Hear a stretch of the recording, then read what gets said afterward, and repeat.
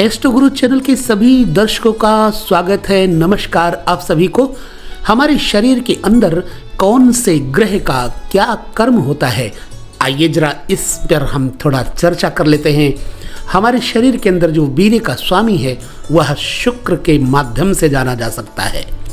चंद्रमा से मन के बारे में जाना जा सकता है, यानी चंद्रमा मन का द्योतक है, तथा सूर्य आत्मा का और नेत्रों का, गुरु जीवनी शक्ति का यानी गुरु बृहस्पति हमारी आयु के बारे में विचार करना चाहिए। इसके माध्यम से मंगल ग्रह से क्रोध और साहस तथा पराक्रम का विचार करना चाहिए। बुध चंचलता और बल बुद्धि का द्योतक है, इसलिए बुध ग्रह से बल बुद्धि का और चंचलता का विचार करना चाहिए। शनि ग्रह दुखदायक होता है, नौकर और पड़ोसियों का कारक होता है शनि ग्रह, अर्थात नौकरों का विचार करना हो और दुख का विचार करना हो तो शनि के द्वारा करना चाहिए। राहु ऐश्वर्यदायक है तथा भाव और ग्रहों के बल और निर्बलता से, योग और दृष्टि आदि से सभी विषयों का विचार बड़े ही विधि से करना चाहिए। आइए हम आपको ले चलते हैं आज जन्म कुंडली के इस विषय की ओर। यदि आपको देह सुख का विचार करना है, यानी कि आपका फेस कैसा है, आपका चेहरा कैसा है, बनावट कैसी है, तो कहाँ से विचार करें? इसके लिए आपको देखना चाहिए लग्न। यदि लग्न में शुभ ग्रह है या फिर लग्न का स्वामी लग्न में स्थित है और बल पर है, शक्तिशाली है, तो आपका शरीर शुद्ध, सुंदर और सुशील स्वभाव होगा।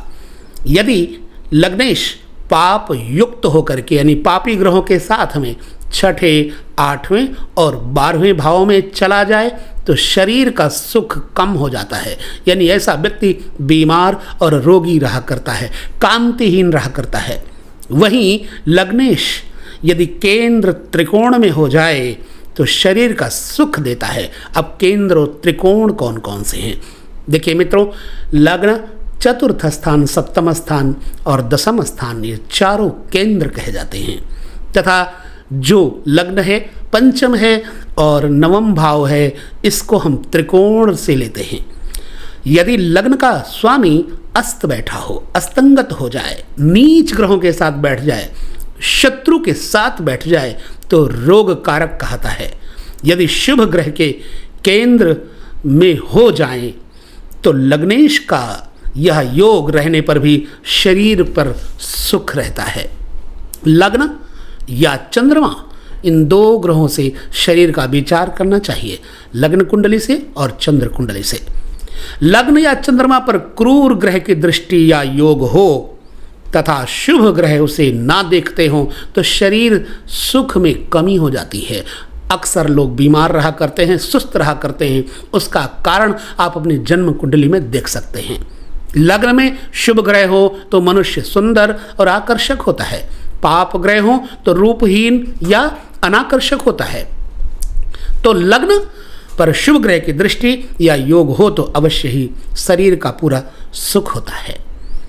यदि लग्नेश बुध, गुरु, शुक्र इनमें से कोई भी केंद्र या त्रिकोण में हो तो जातक दीर्घायु होता है, धनवान होता है, बुद्धिमान होता है और राजप्रिय होता है। लग्नेश यदि चर राशि में हो, चर राशि क्या है? मेष, कर्क, तुला और मकर, ये चर राशियां हैं।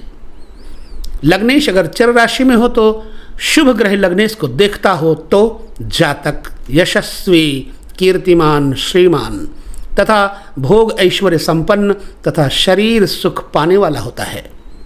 यदि लग्न में चंद्रमा के साथ बुध या गुरु या फिर शुक्र हो या लग्न से केंद्र में इसी तरह से चंद्रमा, बुध, चंद्र, शुक्र या चंद्र गुरु योग हो तो जातक राजसी चिन्हों से युक्त होता है।